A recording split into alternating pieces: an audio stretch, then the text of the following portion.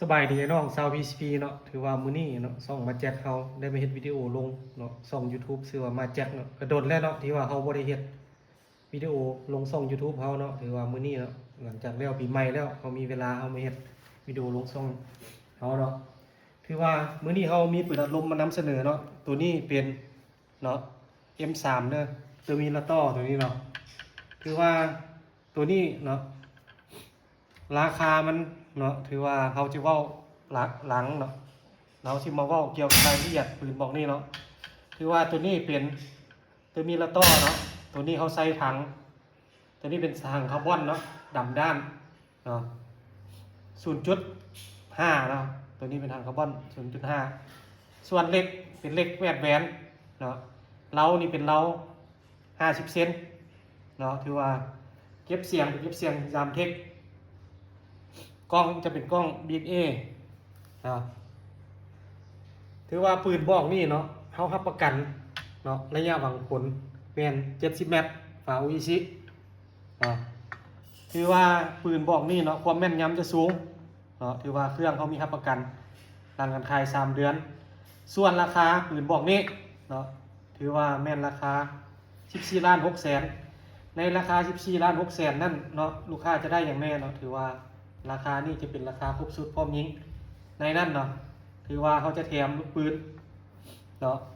ในราคา14,600,000เขาจะแถมลูกปืน3 กั๊กเพราะว่านี่ถือว่าเอาไงซะเป็นโปรเนาะหลังปีใหม่เนาะแล้วก็จะมีโม่ท่อบังแสงเนาะสุดซ่อมแล้วก็มีสูบตัวนี้จะเป็นสูบกลางที่เขาได้เนาะถ้าลูกค้าท่านใดสนใจเนาะถือว่าติดต่อมาทางเบอร์โทรของห้านเขาเนาะถือว่าเขายังใช้เบอร์เก่าเบอร์วัดแอป020-9197-2575อันนี้ยังเป็นเบอร์เก่าของเขาเนาะถือว่าราคาเนาะคือลูกค้าหู้แล้วอันนี้ช่วงปีใหม่เนี่ยเขามาจัดโปรแน่แล้วก็แถมลูกปืนในลูกปืนนี่เนาะถ้าเฉพาะเขาขาย3 กั๊กนี่ก็แม่น450,000เนาะ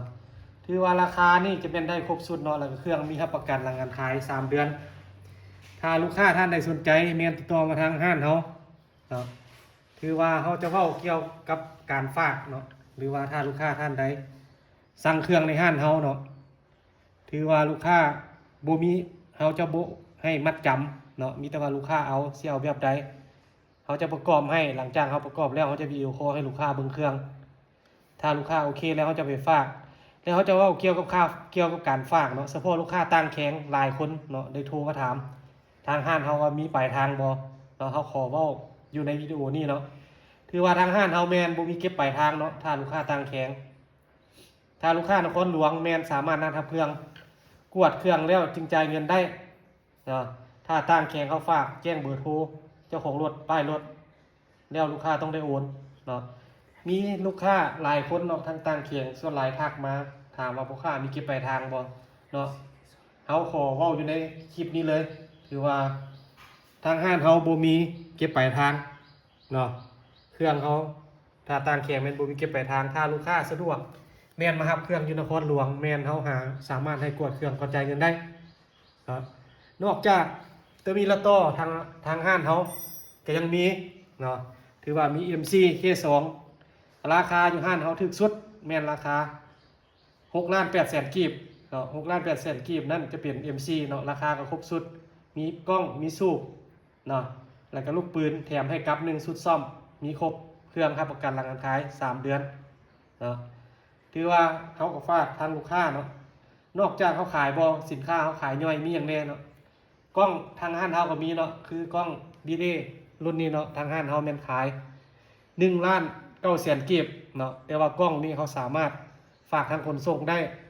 เนาะถือว่ามีไซส์หรือว่าหุ้งอรุณแต่ว่าบ่มีเก็บปลายทางเขาแจ้งบินแล้วลูกค้าต้องได้โอนนะแต่เขาก็ขอขอบใจเนาะที่ลูกค้าติดตามช่องเขาทั้งบ่ว่าจะเป็นลูกค้าเก่าลูกค้าใหม่หรือว่า FC ถ้าท่านใดสนใจแม่นติดต่อมาทางเบอร์ของห้านเขาเนาะนอกจากนี้เด้ถ้าลูกค้าสนใจเนาะตะกิโก้บ่ตบห้านเขาก็มีเนาะราคาแม่นทักมาถามเขาจะแจ้งราคาให้ลูกค้าเนาะแม่นทักมาตามเบอร์ WhatsApp ที่ทางห้านเขาฝากไว้หั่นเนาะ แต่ว่าเขาขอย้ำเนาะลูกค้าท่านใดที่จะสั่งเครื่องทางงานเขา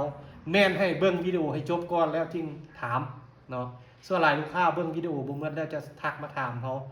เนาะอันนี้ต้องลูกค้าต้องเบิ่งวิดีโออยู่ในช่องกันจบแล้วจึงทักมาถามเขาเนาะแล้